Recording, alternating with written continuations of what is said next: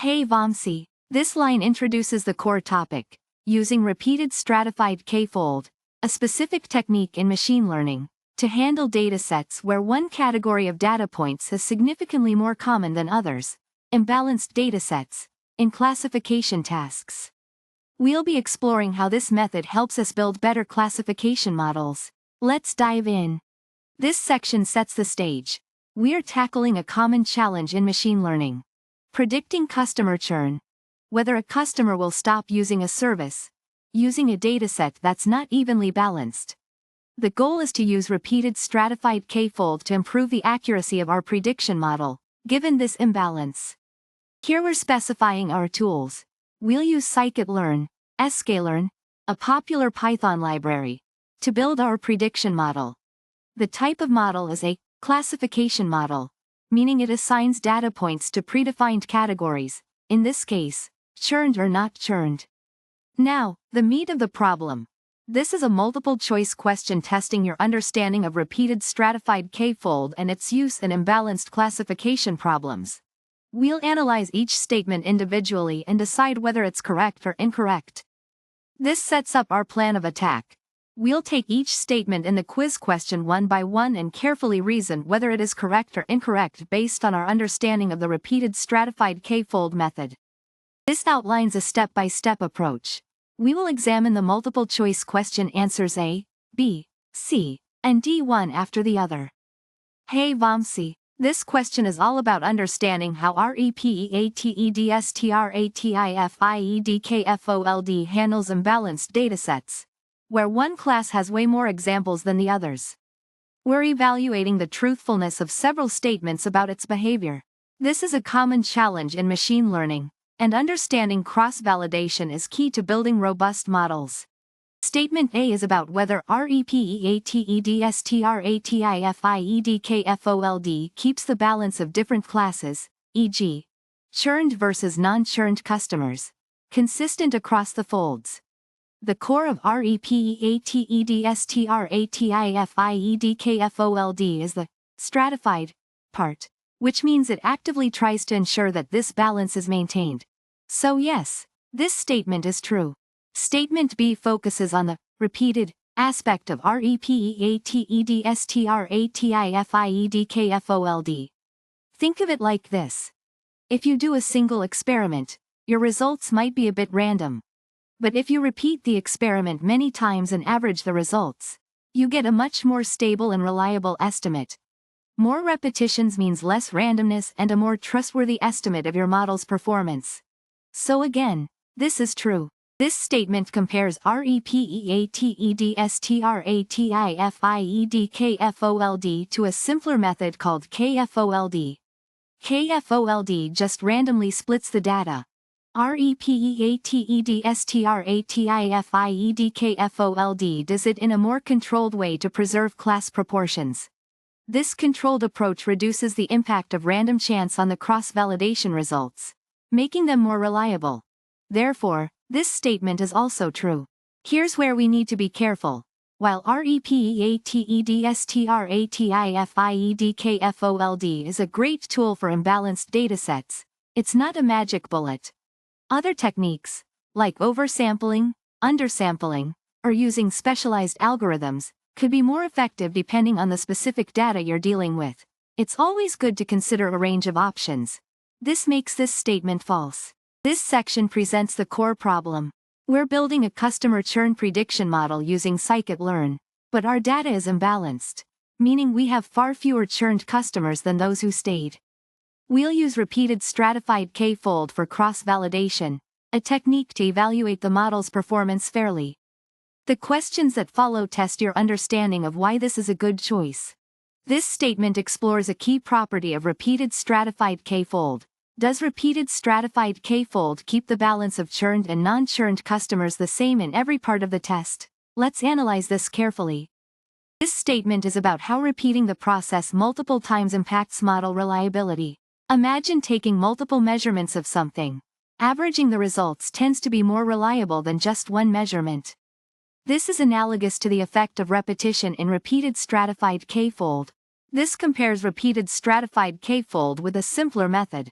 How much does the random shuffling of data impact the different versions of the experiment? The stratified aspect of repeated stratified K-fold helps mitigate this randomness and produces more consistent results. This statement tests for overgeneralization. Is repeated stratified K-fold a perfect solution for every imbalanced dataset? The answer is no. There are many approaches for these scenarios.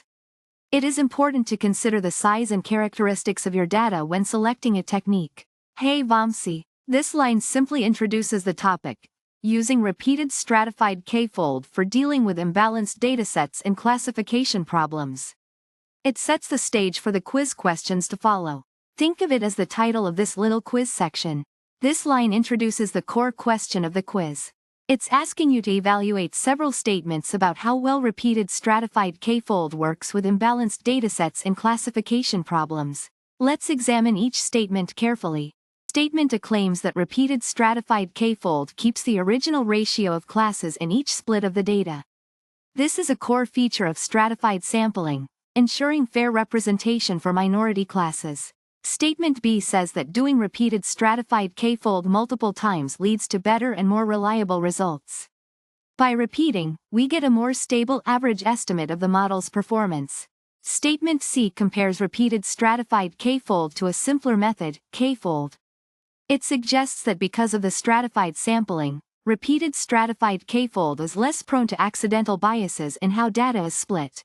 The stratification ensures better representation for minority classes across folds. Statement D is a bit bold.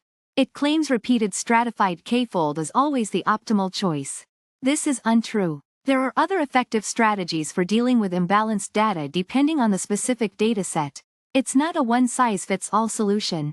This refers to the overall topic, using repeated stratified K-fold, a technique in machine learning, specifically for dealing with imbalanced datasets. Datasets where one class has significantly more samples than others, in a classification problem, predicting which category something belongs to. This introduces the quiz question. The core concept is to understand whether different statements about repeated stratifiedKFold's behavior in imbalanced classification are true or false.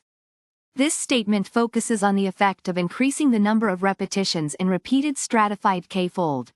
Repeated stratified K-fold repeats the stratified K-fold process multiple times. Increasing the number of repetitions reduces the variability of the model's performance estimates, providing a more reliable measure. Think of it like taking multiple temperature readings instead of just one. You get a better idea of the true temperature. This is true. This statement compares repeated stratified K-fold to a simpler method, K-fold. K-fold randomly splits data. Repeated stratified K-fold, however, ensures that each fold maintains the original class distribution. This reduces the randomness and instability in the results. Imagine trying to assemble a puzzle randomly versus assembling it while keeping the edge pieces together. The latter leads to a more predictable result. This is true. This statement claims that repeated stratified K-fold is the ultimate solution for all imbalanced datasets. However, this is a sweeping generalization. While it's useful, other techniques like oversampling, increasing the number of samples in the minority class, or undersampling, reducing samples in the majority class, can be superior depending on the specific data. This statement is false. This question tests your understanding of repeated stratified K-fold, a powerful technique in machine learning for handling imbalanced datasets. It's all about how this method helps in building fair and accurate classification models when dealing with datasets where one class has significantly more data points than the others. Think of it like trying to fairly judge a competition where one team has many more players than the other. We need a method to ensure each team gets a fair shot. Repeated stratified K-fold is designed to maintain the same proportion of each class, e.g., churned versus retained customers, in every fold of the cross-validation process. This ensures that the model is trained and evaluated on data that fairly reflects the original class distribution. If we did not do this, some folds may have too few of one class, leading to a biased model. Repeating the K-fold process multiple times means you get several independent performance estimates from your model. Averaging those estimates reduces the impact of random variations in a single K-fold run. giving you a much more reliable overall performance score.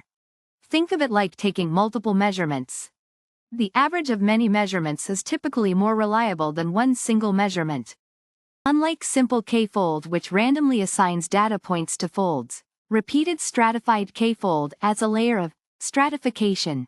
This ensures that each fold maintains similar class proportions to the whole dataset. This reduces the randomness that simple K-fold is susceptible to when dealing with imbalanced datasets. The result: more reliable and less variable results. While repeated stratified K-fold is a helpful technique, it's not a one-size-fits-all solution. Other methods, like oversampling minority classes or undersampling majority classes, might work better depending on the specific dataset and its characteristics. The best approach depends on many factors, not just the imbalanced nature of the data. It's always wise to experiment and see what gives the best results.